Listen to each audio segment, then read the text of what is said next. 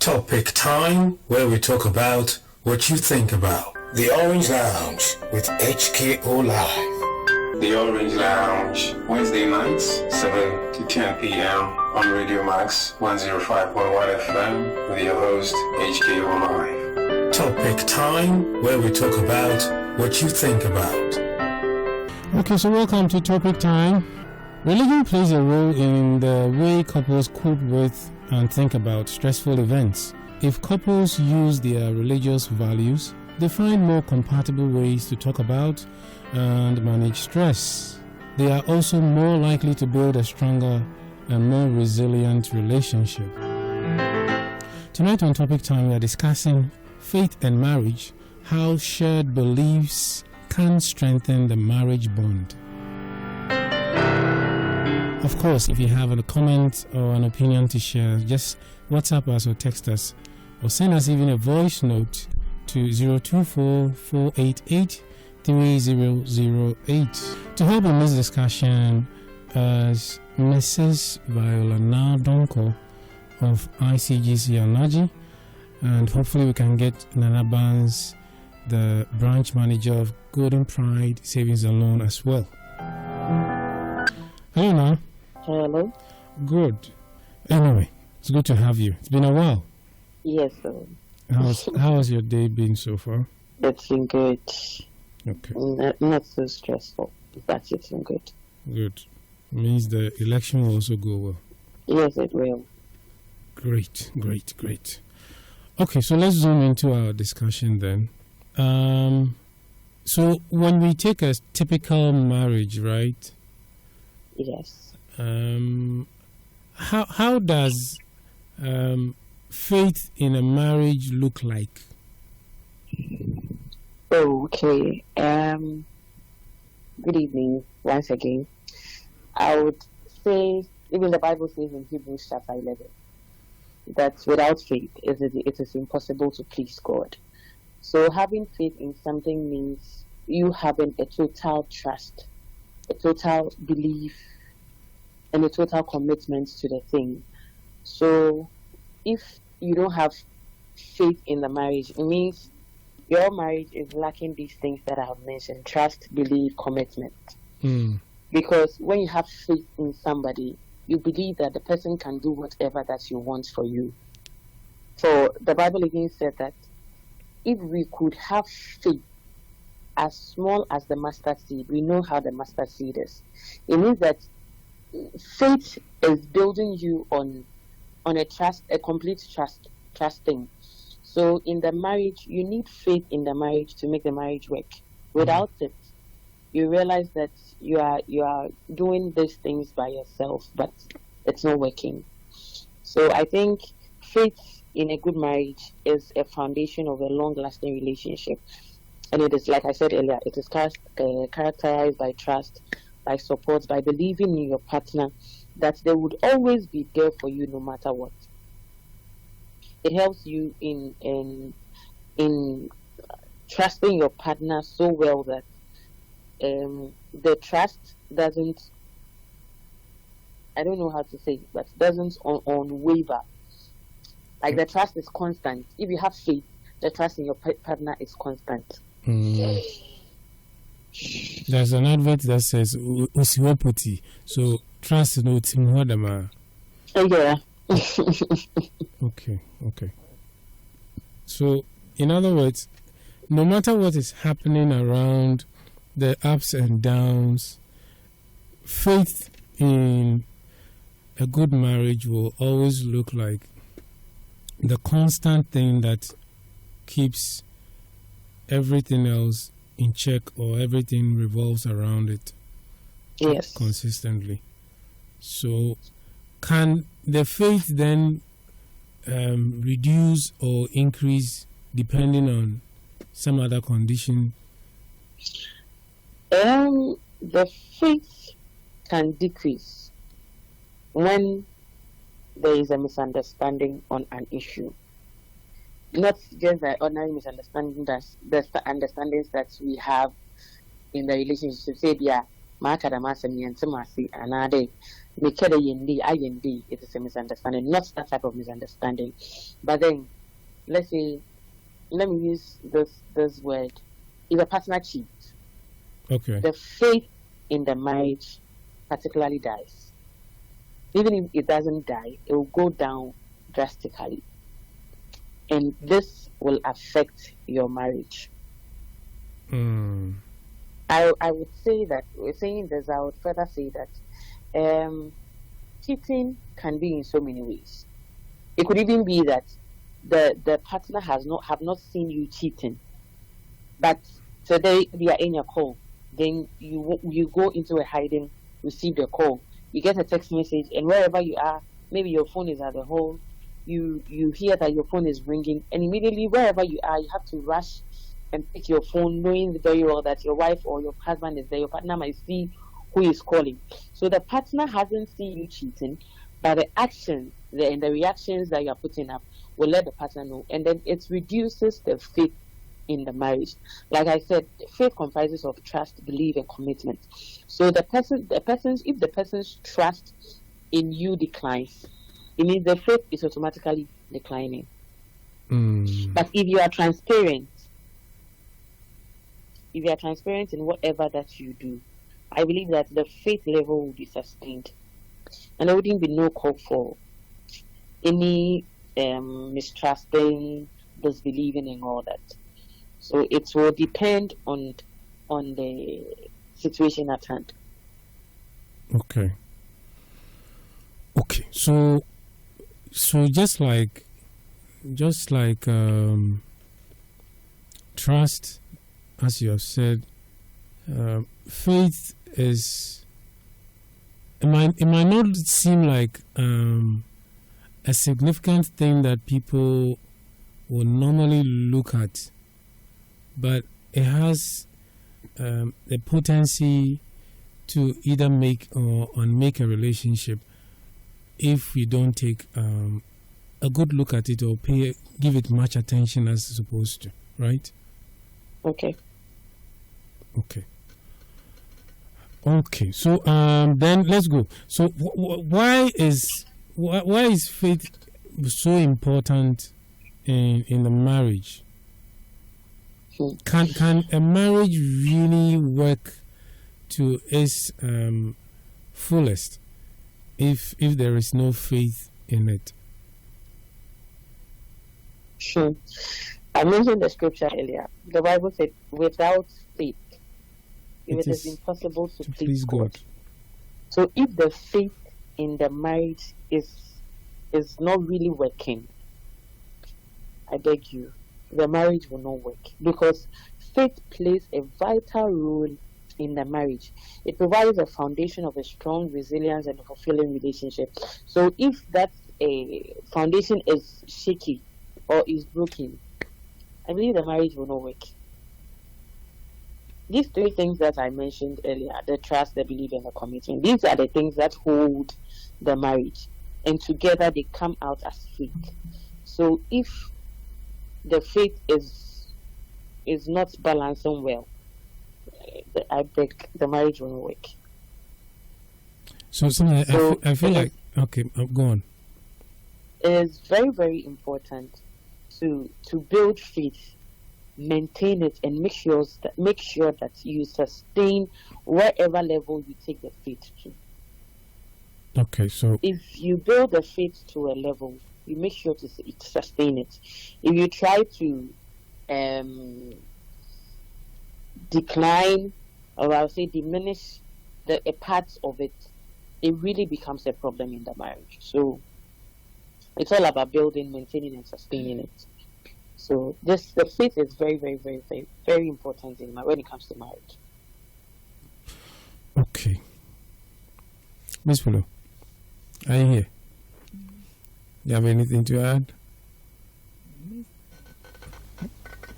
Now was Biden saying something. One thing to that we should know is when it comes to faith, it is very, very important, because like forgiveness and understanding, that is one thing that faith can do. It can promote forgiveness, understanding, and then empathy by helping couples to work to work through conflict and in difficulties. Okay. Yeah, because I have that faith in you. So even when you do something, the person is able to, they're able to work out, on those things, because there is faith in that relationship. That faith isn't broken. So you can't build a better home without establishing faith in it. Okay, so I feel like asking, so which is higher, love or faith? Or faith. I think love supersedes everything. Even the Bible has even said it. The other time I think I give them. Yes. Okay. So love supersedes everything. But before you build the love, after building love, what else? There should be that kind of faith. I have that faith in you, that you should also have that faith in me. Okay. Because So when the other party goes astray, that faith, just as she said, is not there. okay. So does it mean that love and faith go together?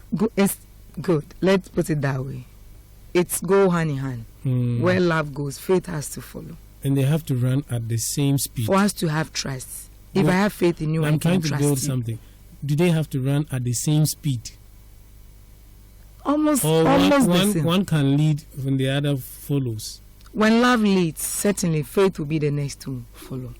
Okay. Because love has to be the center of everything. The marriage, love has to be at the center. Then faith follows before you come to even trust.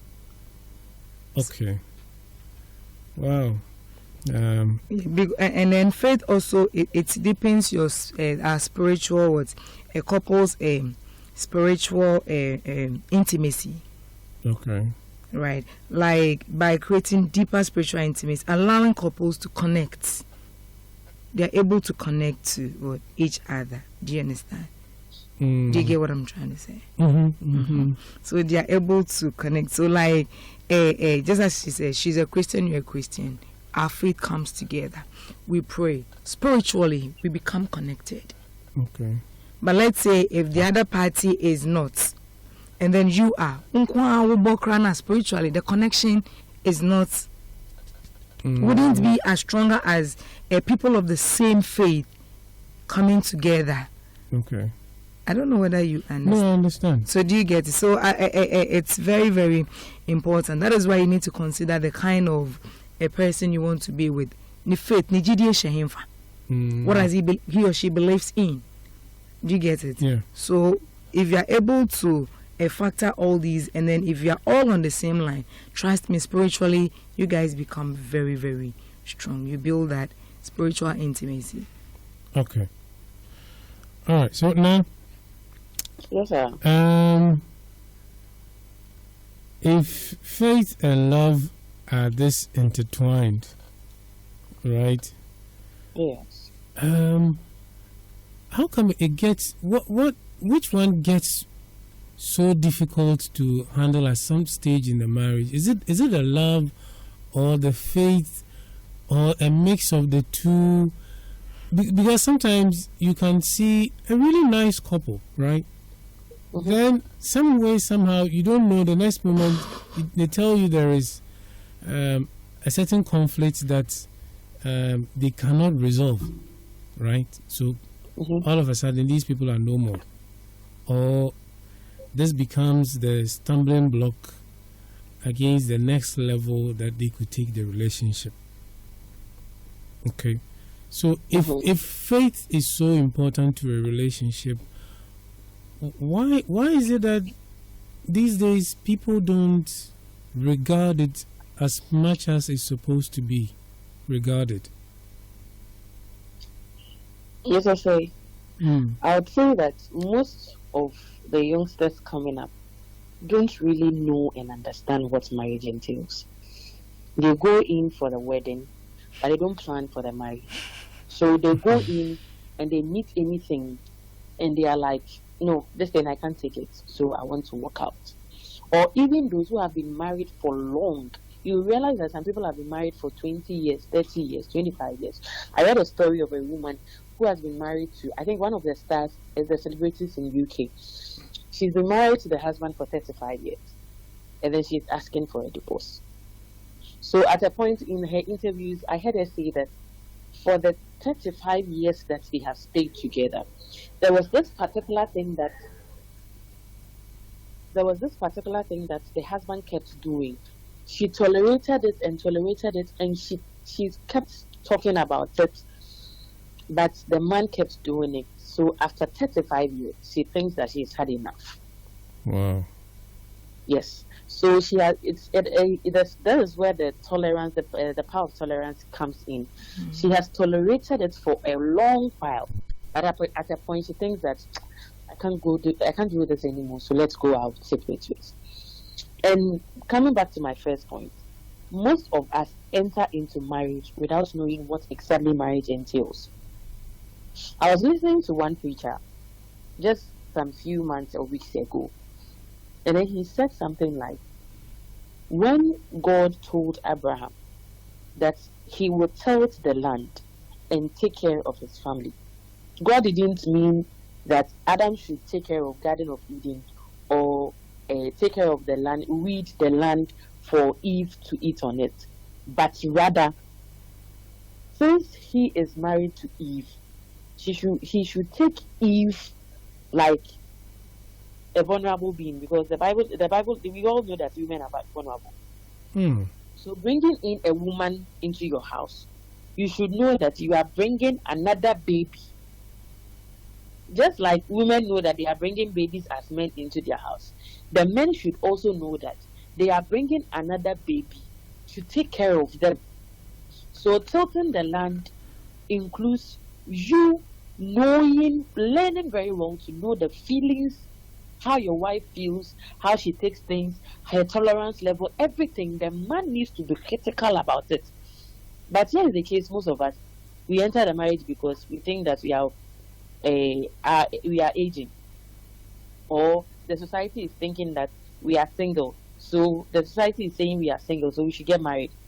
We don't understand the very concept of marriage. So you realize that you end up going into the marriage, and within the next 2, 3, 4 years, you realize that this is not what I was seeing in the Nigerian movies that I've been watching. You know that most of us, we watch movies, and then we pretend that these things that we are seeing in movies, it should be in real life, but forgetting that this is somebody acting for him or her to be paid. So whatever that she's doing in the TV is acting, though it is there, but don't think like because your husband or your wife is not doing the same thing to you, he or she is being cruel. Forgetting about the fact that marriage comes in different forms. And there are so many insightful books that you can read about marriage. Do a lot of researches about marriage. If these things are not done, you realize that the person enters into the marriage and then cannot take it. Because when you maybe counseling, some counseling came. One shot didn't say paper because when you have to counsel and some not worry. Cannot be mean say, but these some of the petty things that they teach us. If we put them at the back of our minds, you realize that you will go a long way with it. Let me use myself as an example. During our counseling, one very thing, like I said earlier, the same people I'm counseling okay mean say because I felt like Master, but it is a formality that we have to go through. So let us go through the counseling process. He said something. Ozana, know that you are genius in your way, and your husband is genius in his way. But two giant or two genius, like let's say two powerful people, cannot come together to make a peaceful home. So make sure that whatever the two of you can do to balance each other, you do it. As a big thing here, he said it's always it's always in my mind. So if you don't go through the counseling, if you don't learn certain things, you can't go into marriage and be successful. Faith and love work hand in hand. Okay. When you love somebody, love conquers all things. There are some petty things that you would do that you just brush over it and then go back to your normal state. When you love somebody, the faith will come automatically. Okay. The Bible has even said the love is the greatest of them all. So if you love them, if you love your partner, the faith will come. Okay, so love is a generator of faith. Yes, please. Okay. Then let's extend this a little. So if we are looking at the benefits of faithfulness in a marriage, how does that play out? If the person, you have faith in the person, and to an extent they are showing faithfulness in the relationship, in addition to the faith you have in them, how does that drive the ultimate state that the marriage is supposed to get into? How does it work out for the good of the marriage? Faithfulness is not an easy thing. Faithfulness in marriage, it has a lot of benefits. It benefits your children, it benefits your community, wherever you find yourself. And if you are able to be seen as a faithful person outside your marriage, you should be able to remain faithful or act faithfully to your husband, to your partner. Because faithfulness brings about trust. I've mentioned trust because my research shows that trust, commitment, and the other thing I mentioned, I forgot, are the three pillars of faith. So when you are being faithful in your marriage, it brings a deeper trust. Faithfulness really fosters a deeper sense of trust, which is essential because it brings a healthy and a fulfilling marriage. If there is no trust, your marriage will be in shambles. And this trust is built on faith. Please, you get the point I'm coming from. Mm-hmm. So faithfulness brings about deeper trust in marriage. It also makes the partner emotionally secured. Because if I don't have a faith in somebody, how will I even have peace in my house? Because, you see, I'm emotionally secured because I trust and I have faith in my partner. So, my obeyabia, you let the love overshadow that little misunderstanding. So definitely the peace will reign, and you will feel emotionally secure. It also increases intimacy. Okay. Faithfulness promotes the deeper sense of intimacy because you feel comfortable sharing the thoughts, sharing feelings, the desires of each other. There are times we sit and then we talk about things that, personally, we talk about things that we think will make our marriage work.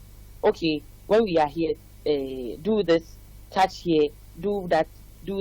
But you realize that if, say, why a move be kakra, ma win why well, a person, why didn't you learn to know? And say, girlie, in prime, on your cases, or walk on one or a bamoa, you bay any them.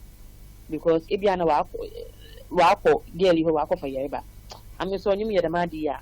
So you feel the woman yerba. So you realize that because of the things that I mentioned earlier, in the war or the partner is going a little way out of the marriage, you realize that the trust and the faith that you have in the person diminishes. In so much, when the intimacy level or depreciates kakra, when the time that you're supposed to open up for your partner, you realize that you are rather covering up because you think you are not safe.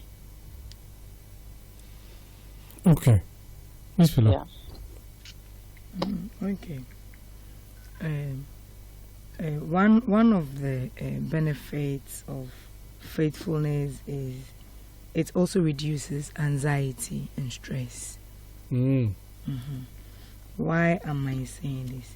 When you know that your partner is committed to you and you alone, trust me, that thought of you even becoming so anxious, it's 9. My wife or my husband or my partner is not in. He's at work. Hey, where is he? who is she even talking? He or she talking to? So you become like you always want to find out where the person is. The least moment the person stays away from you, but you know that hey, the person is 100%. She has proven to be faithful to you and to you alone.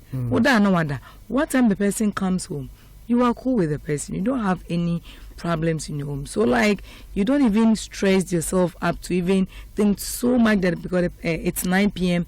and he or she isn't back from work. Do you get it? So like a faithfulness, one of the things that it can do is that it reduces anxiety and then stress. It won't stress. So, someone may even call, I saw your husband or wife at this place. You know the person you are with. You know your woman, or you know your man, or you know your partner. Why would you even stress yourself? Pick up, I see, now I'll be so why would you do that? You just relax, because you know that it's just probably a normal friend, but that person has proven beyond that. When say the person is too committed, very faithful to you. So why would you even worry yourself over that kind of conversations and all that? So it's at the end of the day, your stress is reduced, and then you feel very much okay. It also, when it comes to the it also has this strong bond. You see, it strengthens the couples. I said that faithfulness. It strengthens the couples by what? By bonding them together. It creates a sense of like unity. There's always that unity between the two of them, because you know that I am faithful to you and you are also faithful to me. So the bond between us increases. Always there is unity among us or between us. So that's one thing. And then when it comes to the personal benefit, when there's faithfulness in the marriage, we have something we call it can promote personal growth. As individuals strive to become the better partners and people. You see that early on in Anthony's submission, he made mention like to strengthen the like to know your partner's weakness, like. You are from this home, you are from this home, this class. Two of you coming together. At least one has to go down and one has to come for the marriage to be successful. You both can't be on the same. You can't have two captains running one ship. So at the end of the day, if faithfulness is the personal growth, you learn, then you grow over it. And if you are the type that you even easily become quick-tempered, you know how to sometimes control all these things to make your marriage a beautiful one as that. And then when it comes to the spiritual benefits of faithfulness too, it deepens spiritual connection. It deepens your spiritual connection. So even though it is not your intention to make it a spiritual connection, as long as you remain faithful, you are increasing the spiritual connection that you have. Okay. Spiritually, that's interesting. Spiritually, you're doing a physical thing, but spiritually, it's working by bonding the two of you. That connection becomes stronger. Wow, never thought of it like that. But it's interesting. So one of the spiritual aspects of being faithful to each other is, and then also spiritually, spiritually you grow. So it encourages the spiritual growth as individuals seek to deepen their understanding of themselves, and then their partner, and then their faith. By trying to understand your partner, you deepen it. The word is deepen. Okay, so in other words, as you, it's like not just faithfulness to the relation. From what you're saying, it's not like just faithfulness to the relationship, but faithfulness to yourself as an individual also builds up things that enable a spiritual growth kind of the relationship. Wow. Deepens, and then your partner too as well, because you are faithful. What you need, it deepens everything. So at the end of the day, you all end up growing. So so if the two of you are doing this religiously, trust me, then the benefit is enormous. Okay. So when it comes to faithfulness, honestly speaking, we can't just let it go like that. We can't just let go. When a faithfulness exists, there is a lot of benefit that it comes with. It strengthens the bond between couples. It strengthens their bonds, and then it also fosters partners by deepening their meaningful relationship, making their relationship more meaningful. It deepens it, and it makes it more meaningful. Let me twist it a little. So, if faithfulness is so beneficial to marriage, why is it so unpopular these days? Why do you think faithfulness is unpopular? I don't know where you come from. So what I mean is, it should be something that couples should go for, right? It should be something. You should go for faithfulness. Yes, like you remain faithful to yourself, to the relationship, to God who you made vows to, and all of that.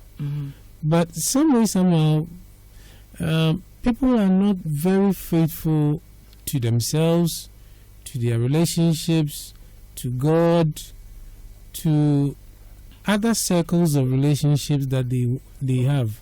It looks as if we are transcending into this level of selfishness that we think that as long as you are getting it for yourself, then it is okay. It's not like it's as if we are sacrificing faithfulness replacing it with selfishness to make it seem like if individually I am doing well, you should see that and let it reflect on you that your husband is doing well, so it means you are doing well. Our relationship is doing well. Meanwhile, to the other party isn't. No, right? No, because there are so many relationships today that partners are not faithful in it to each other. Meanwhile, but from what you are saying, if truly we are working with it, it should be the panacea to a wonderful growth in the relationship and the beauty that relationships are supposed to bring us, the people in it. It's something that's supposed to bring that to us. Wow.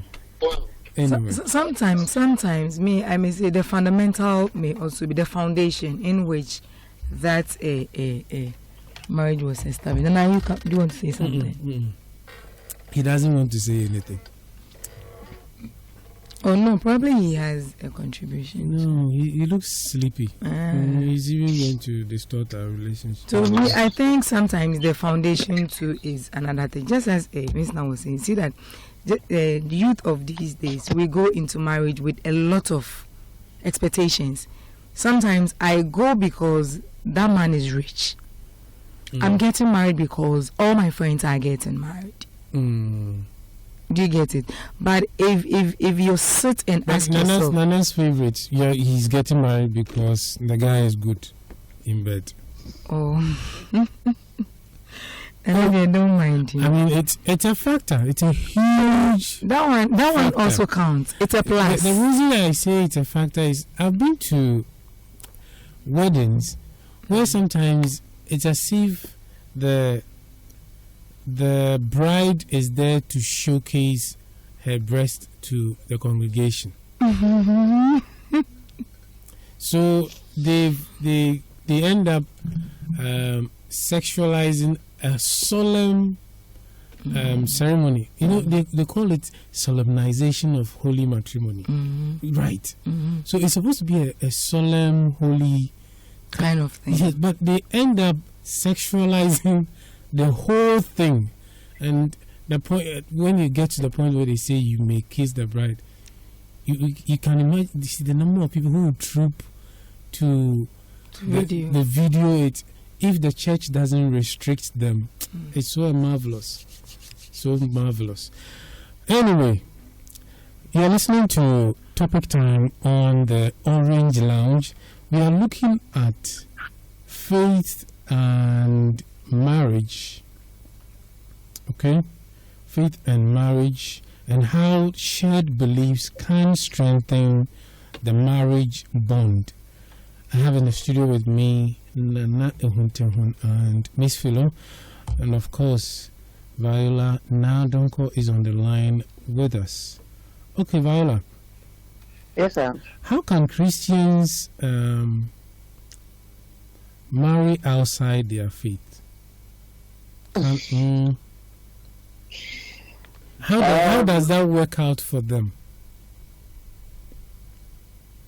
Necessarily, I would say that it is not good for a Christian to marry out of his or her faith. Because when you read something from the 2 Corinthians chapter 6, verse 14, the Bible says light and darkness cannot be in fellowship. And therefore, do not be equally yoked to an unbeliever. For what partnership has righteousness with lawlessness? Or what fellowship has light with darkness?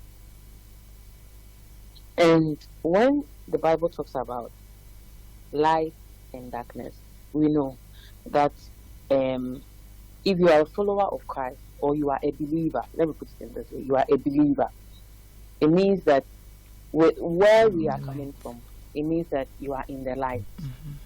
So somebody who does not believe or have the same belief with you cannot be a partner to you. Not only in marriage, wherever you find yourself, you realize that this person or these persons that I am with, they don't believe in whatever that I believe in. You end up fighting all the time. You end up arguing all the time. Because this one thinks that, okay, my belief is the greatest one. This also believes that what I believe in is the greatest one. So there is confusion all the time. I remember when my former church, before I joined ICGC, one of the times my pastor was preaching and then he said, one can imagine you as a believer, you've gone to marry from a different religion. Work all night. I will name there all night. Nimpana and Yenetino. On all night, on Kobe. In Sekona Rukwin and Adini and day, Eriko baby for first, and I pray and I battered the all night at I. Meanwhile, I will name there as a believer. The mean to me in Japan. Another mean to I can't go outside my marriage to do certain things. It's all night and anchor all night and milk, all night, anchor all night. Then it turns into a fight. Meanwhile, this should have been not been anything or the cause of problem. If the person has the same belief with you, sometimes now and let's go together, let's go with the children, let's go as a family. But only the same category as you, the same belief as you are. It will be a very tough thing to in your marriage. There is always a misunderstanding. So I don't think that, simply put, I don't think it is really a good thing for a believer to marry outside his or her faith. Okay. That one I don't buy it. All right. Miss Philo, you think otherwise? No, I don't, because just as she quotes, when you look at 1 Corinthians 7:39, the verse also states that a Christian is free to marry only in the Lord. Only in the Lord. So it means that if the person isn't a believer, you can't marry that person. Assuming I am a Christian and he is a traditionalist. Look at our beliefs. We don't have the same belief. The all-night issue that you talk of, some may even go to the extent of even telling you that you are not going today. Enough. And then they know my uncle. Yes, do you get and they be sorry. But if you were to be on the same side, definitely you drag him along. So whilst you are praying, he's also praying. So spiritually you connect. And you can imagine you praying alone and the whole family praying together. Which one will it work faster? Do you get it? But if not, it will always be like so when you come home and this person attacks you, he drags you back. They be now I say No, sign. Because you are not on the same you are not of the same faith. So I think for faith as a Christian, sometimes I don't want to use certain words like unbelievers. So, someone may also argue that, like, for assuming I'm a Christian, the person is not. Through me, probably the person might become born again. Do you also believe in that? Sometimes, I will be on cast, sorry, but through you, then the person becomes a born again. But that one, the question is, how many percentage? It's a risky thing. Percentage-wise, do you get it? Yeah. So, like, let's look at the masses, and that one supersedes the 1% or whatever. So, for me, as a believer, you have to go for a believer so that you be of the same faith. And when you are on the same faith, trust me, whatever that you are doing, because you have the same goal, you have the same mind, and you pray towards it together as a family, it works faster for you. So for me, a believer should, it is not advisable to go outside and then marry unbeliever or someone who doesn't share, let me use the word who doesn't share the same word belief with you or faith with you. Okay. Nana, you wanted to say something? I'm just surprised about how you people are just putting the whole thing, because the thing is just saying that Christian. So saying a believer and unbeliever, or however you put it. I also want to ask this question: is that what about if the person is a Catholic and one is a Pentecostal? How do you refer to them? They are both believers. They are both believers, yes. but different doctrines. Denominations. Of how they worship. Denominations, yes. So that one, the Catholics will tell you that you normally don't do all night, and then the Pentecostal will tell you prefer all night. So will you refer to the Catholic person as an unbeliever? Oh no. No. Let me make my submission. Okay, you make your submission. You get it. And at times too, you see, most of the time, people are believers. They are fully 100% Christians. But it's because people are taking advantages of certain things when it comes to the Christian world. Especially, hey, hello, Madam Na, how are you? I'm doing great. Okay. How about you? Oh, doing good. It's a long time. She was making a submission in connection with say that all night. The truth of the issue is that I know someone that his room normally is good for all night people. You know, the guy will be there, and then the lady will just ask the parent that I'm going for all night, or however you used to call it. Some say watch night, some say all night, some say half night, and then goes to the guy's room, and they knows that the church closes at 4. So when it's 3:30 to 4, take advantage, go and join them. Close, then they will take. No, you see, because the church, there are many, the mother even doesn't identify that my daughter is not part of us. So if such a person is this is an example I was citing. No, I'm just also making I'm just It was an example I was citing. you see, so if such a person is being or gets married to this fellow, the guy too is a Christian, and then later on said, oh, I'm going for all night, and the guy just automatically can say no to that because he knows what has already taken place. You get it? Problem. So during the dating or courtship, they used to call it. And moreover, it is not like the traditionalists or the tradition people are antichrist, if I should put it. No, they have different beliefs. Yes, they have different beliefs. But could you believe that I know a fetish priest who got married to should I use the word reverend? Is it reverend what minister, or they call it what? Reverend minister is fine. Yeah, got married to that person, and the person became born again. Not born again. He said, "This is what you want." to go to get to your savior, and this is what I want to get my savior. Then I want to see how the home is going to be like. The home are they going to pour libation? Once you are pouring libation, no. She was pouring. Africans, normally women dominate more when it comes to taking care of kids. So mostly you see that Sunday the woman will just take all the kids, and then freedom of association, freedom of worship, they'll go to church. I understand, but the question I asked is when you see as family, let's say I've got I want to please, before you, sorry to cut, let me just interject a little.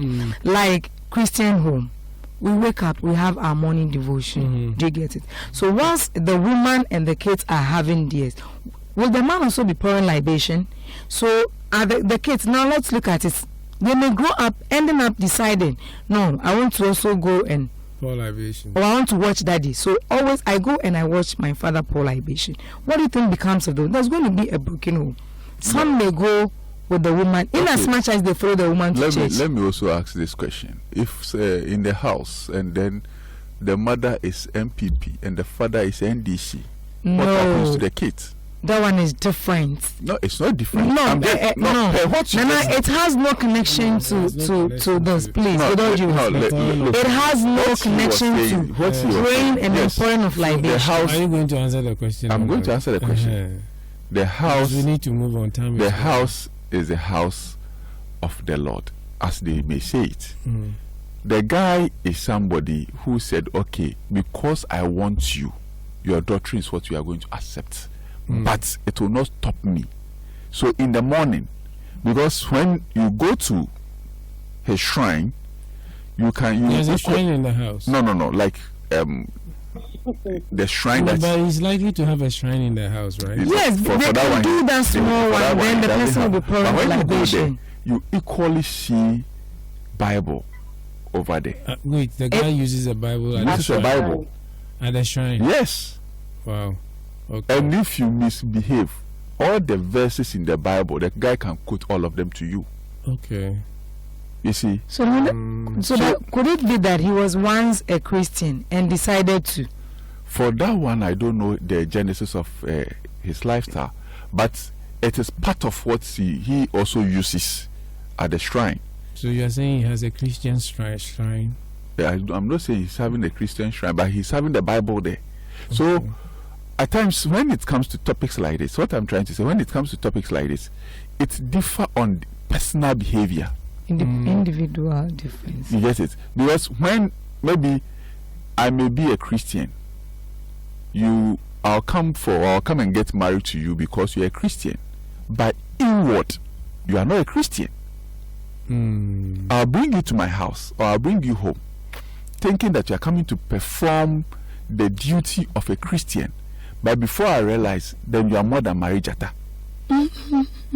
Okay, so for you, it is not too much of a religious connection per se, but more of the character the individual is bringing to the marriage. That is it. Okay. And then let me clarify this. Nana made mention of, let's say I'm a Catholic and you're a Methodist and we go married. Definitely, when you get married, it's the lady, you always go to the man's church. Well, you need to decide. In my case, I was a Catholic.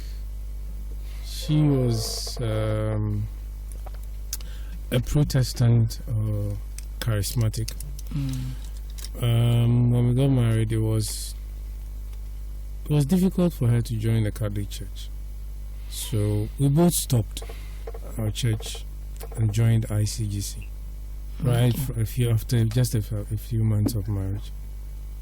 So we began afresh. See, because growing up, I had seen friends of mine whose parents attended different churches. I didn't quite see it very well. Thank you. That's why I'm saying that. So sometimes, like one being an Anglican and the other being a Methodist, I couldn't quite. We have different. I couldn't merge it. It was too something for me. If I can use my own. My wife is a Baptist.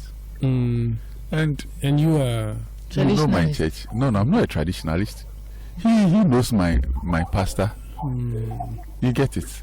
I don't know your church. So mention the name of the church. No, but I get the point you made. You get it. It's not. It is about individual.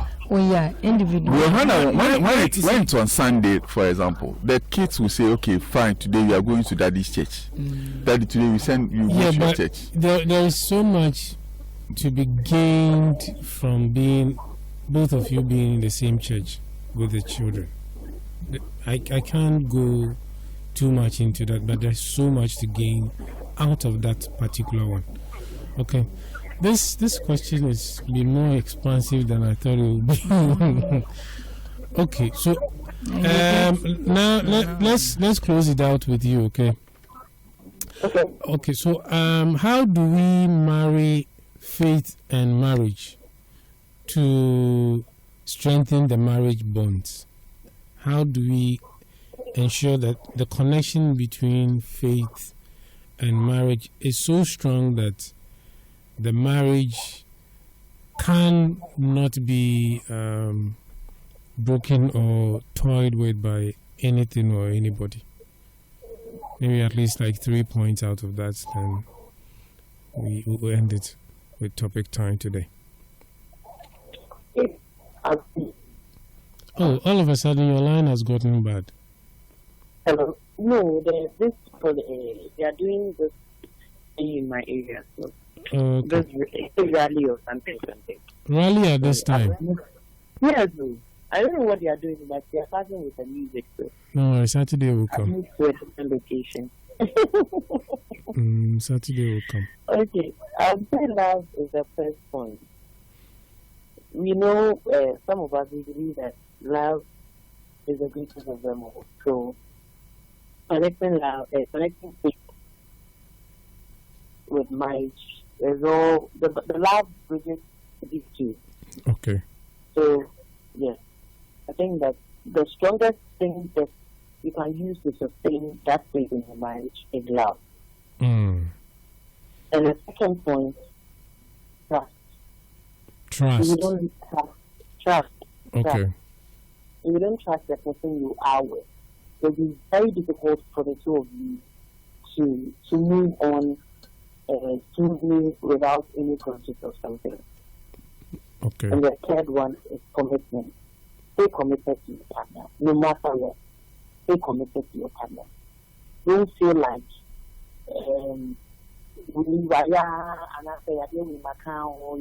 she's doing it. Maybe I'm making no responsibility as a man or a wife. Both of you have a responsibility too. In that marriage, both of you have a responsibility. So stay committed to your responsibility and stay committed to your partner. All right. Oh, beautiful. Okay. Listeners, you've been listening to Topic Time on the Orange Lounge here on Radio Max 105.1 FM. We are also live on the Zeno app, streaming around the internet. We just concluded our Topic Time, of course, with Mrs. Viola Nadonko on the line there. And also in the studio have been Miss Philo and Nana Ehun. Topic Time, where we talk about what you think about. Okay, so remember that faith is the foundation of any successful or long-lasting relationship. So having faith means trusting in your partner and believing that they will always be there for you and support you no matter what. Next week we'll be